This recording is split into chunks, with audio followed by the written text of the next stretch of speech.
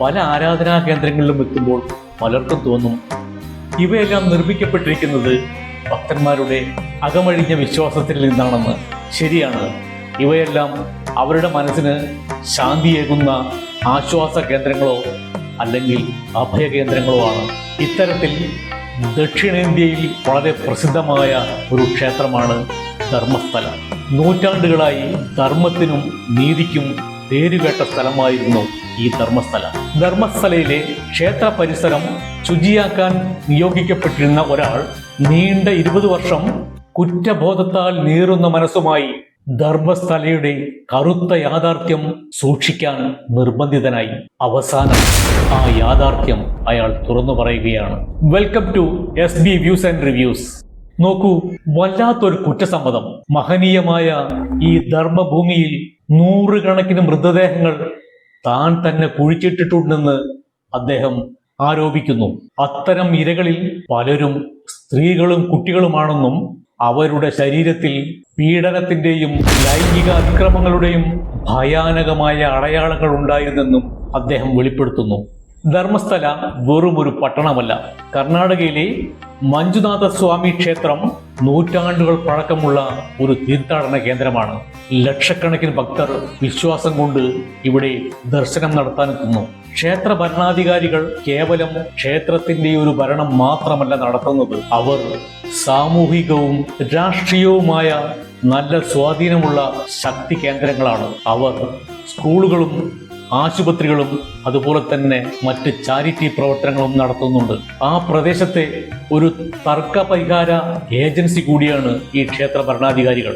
വർഷം തോറും ലക്ഷക്കണക്കിന് ഭക്തർ അനുഗ്രഹത്തിനും മനഃശാന്തിക്കും വേണ്ടി ഇവിടെ എത്തുന്നു. ഇത്തരം 2 വ്യത്യസ്ത ചിത്രങ്ങളാണ് ഭക്തരെ അമ്പരപ്പിക്കുന്നത്. എല്ലാവരുടെയും ദുഃഖമകറ്റുന്ന ഒരു ആരാധനാ കേന്ദ്രം, മരണത്തിന്റെ ചിന്തിക്കാനാവാത്ത ക്രൂരതയുടെ ഒരു കേന്ദ്രം കൂടിയായിരുന്നു.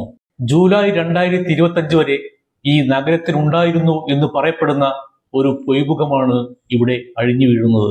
ക്ഷേത്രത്തിലെ ഒരു ശുചീകരണ തൊഴിലാളി, അദ്ദേഹം ഒരു പാർശ്വവൽകൃത സമൂഹത്തിലെ ഒരു അംഗം കൂടിയാണ്. അദ്ദേഹം ഒരു ദശാബ്ദത്തിലേറെ കാലമായി ഒളിവിൽ കഴിഞ്ഞതിന് ശേഷം മനസ്സാക്ഷിയുടെ താങ്ങാനാവാത്ത ഭാരവുമായി അയാൾ ചെയ്ത കുറ്റം ഈ സമൂഹത്തിന് മുന്നിൽ വന്ന് വെളിപ്പെടുത്തുകയാണ്. 1995 മുതൽ 2014 വരെയുള്ള കാലഘട്ടത്തിൽ അയാളെ കൊണ്ട് നിർബന്ധിപ്പിച്ച് നൂറുകണക്കിന് ശവശരീരങ്ങൾ ഒഴിച്ചു മൂടിച്ചിരിക്കുന്നു.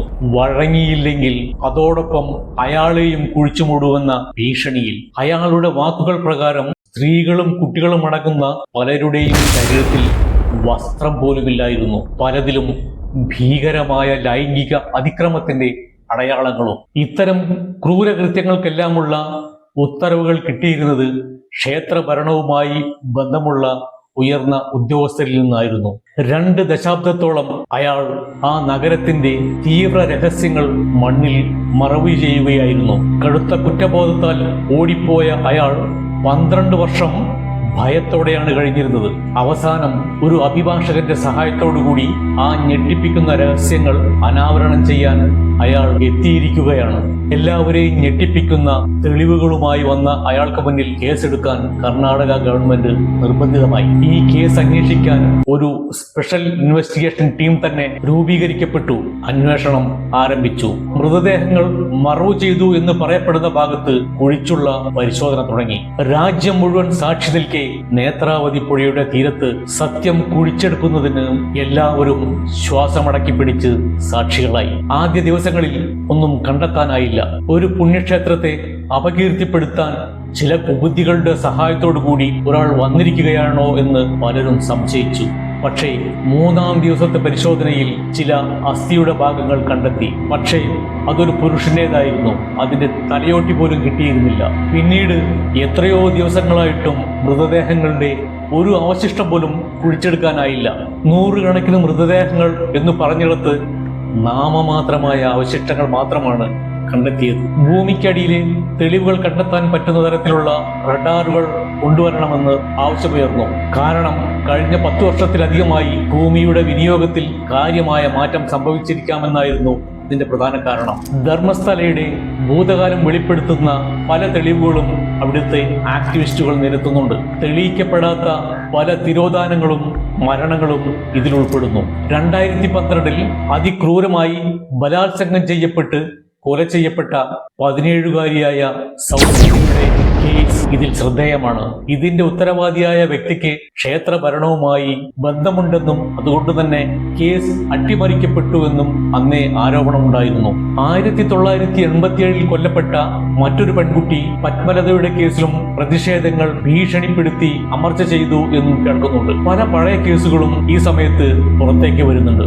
15 വർഷങ്ങൾക്ക് മുമ്പ് ഒരു കൗമാരക്കാരിയെ അനധികൃതമായി സംസ്കരിച്ചതിന് വീഡിയോ തെളിവുകളുണ്ടെന്ന് മറ്റൊരു ആക്ടിവിസ്റ്റ് പറയുന്നുണ്ടായിരുന്നു. അദ്ദേഹം അതിന് ദൃക്സാക്ഷിയുമായിരുന്നത്രേ. കഴിഞ്ഞ 3 പതിറ്റാണ്ടുകളായി ഈ പ്രദേശത്തെ അസ്വാഭാവിക മരണങ്ങളുടെ ഫയലുകൾ SIT ശേഖരിക്കുന്നുണ്ട്. ഒരു വലിയ ചോദ്യം ഇവിടെ ഉയർത്തപ്പെടുകയാണ്. പതിറ്റാണ്ടുകളായി നൂറുകണക്കിന് ആളുകളെ ഇത്ര രഹസ്യമായി ഒഴിച്ചുമൂടാൻ എങ്ങനെ സാധിക്കുന്നു? ആക്ടിവിസ്റ്റുകളും വിസിൽ ബ്ലോവർമാരും ഇതിന് ചൂണ്ടിക്കാണിക്കുന്നത് ക്ഷേത്രത്തിന്റെ അപാരമായ ശക്തിയും സ്വാധീനവും അധികാരവും ആരെയും ഭയപ്പെടുത്തി നിശബ്ദരാക്കാൻ കഴിയുന്ന വിധത്തിലുള്ളതാണെന്ന് അഭിപ്രായപ്പെടുന്നു. തനിക്കെതിരെ വധഭീഷണി ഉള്ളതായി ഒരു ആക്ടിവിസ്റ്റ് പറയുന്നു.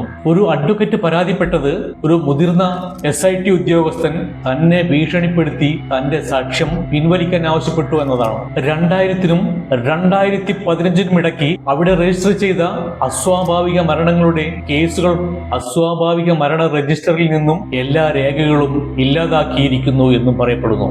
ഇതുവരെയും കാര്യമായ ഒരു തെളിവുകളും കണ്ടുകിട്ടിയിട്ടില്ല. ഞാൻ ഈ വീഡിയോ ഷൂട്ട് ചെയ്യുന്ന 2025 ആഗസ്റ്റ് 14-ന് കോടതിയിൽ നിന്നും ഒരു അഭിപ്രായം ഉണ്ടായിരിക്കുന്നു. ഇത് ഈ പുണ്യസ്ഥലത്തെ അപകീർത്തിപ്പെടുത്താൻ വേണ്ടി ആരെങ്കിലും കെട്ടിച്ചമച്ച കഥയാണെങ്കിൽ ആരോപണം ഉന്നയിച്ചവർക്കെതിരെ കേസെടുക്കേണ്ടി വരും എന്ന് കോടതി പറഞ്ഞിരിക്കുകയാണ്. നിങ്ങൾക്ക് എന്തു തോന്നുന്നു? ധീരനായ ഒരു മനുഷ്യന്റെ മനസാക്ഷിക്കുത്തു മൂലം നടത്തിയ വെളിപ്പെടുത്തലുകളാണോ ഇത്? അതോ ഇതിന്റെ പുറകിൽ വല്ല ഗൂഢാലോചനയും നടക്കുന്നുണ്ടോ? നിങ്ങളുടെ അഭിപ്രായങ്ങൾ എന്തായാലും കമന്റ് ബോക്സിൽ രേഖപ്പെടുത്തുക. ഇത്തരം കഥകൾ ജനങ്ങളിലേക്ക് എത്തേണ്ടതാണെന്ന് നിങ്ങൾക്ക് തോന്നുന്നുവെങ്കിൽ ഈ ചാനൽ സബ്സ്ക്രൈബ് ചെയ്യുക, ലൈക്ക് ചെയ്യുക, ഷെയർ ചെയ്യുക. പുതിയ അപ്ഡേറ്റുകൾ വരുന്ന മുറയ്ക്ക് അതും വീഡിയോയിലൂടെ പുറത്തേക്ക് വിടുന്നതാണ്.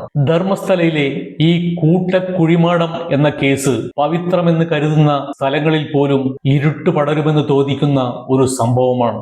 ഈ കഥ നമ്മെ അമ്പരപ്പിക്കുന്നു. ഭൗതികമായ തെളിവുകളുടെ അഭാവമുണ്ടെങ്കിലും ഒരു മനുഷ്യന്റെ അസ്വസ്ഥതയും മാനസിക സംഘർഷവും അതിനെ തുടർന്നുള്ള വെളിപാടുകളും എല്ലാവരുടെയും മുന്നിൽ ചോദ്യങ്ങൾ ഉയർത്തുകയാണ്.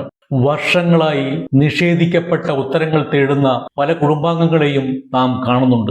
അതോടൊപ്പം തന്നെ ആരോപണത്തിന്റെ നിഴലിലായ ഒരു ആത്മീയ സ്ഥാപനവും. നൂറുകണക്കിന് ശവശരീരങ്ങൾ മറവ് ചെയ്തു എന്ന് ഒരാൾ വന്ന് പറയുന്നു. ഇത് യാഥാർത്ഥ്യമാണെങ്കിൽ അവർ ഇവിടെയാണ്. പലരും മിസ്സിംഗ് ആണെന്ന് തെളിവുകൾ തന്നെ നമ്മോട് പറയുന്നു. എങ്കിൽ അവർ എവിടെയാണ്? എല്ലാവരും ധർമ്മസ്ഥലയെ ഉറ്റുനോക്കുന്നു. നീതിയുടെ തുലാസ് എവിടെ നിൽക്കുന്നു എന്നറിയാൻ. മറ്റൊരു നല്ല വീഡിയോയുമായി നമുക്ക് വീണ്ടും കാണാം. ബൈ.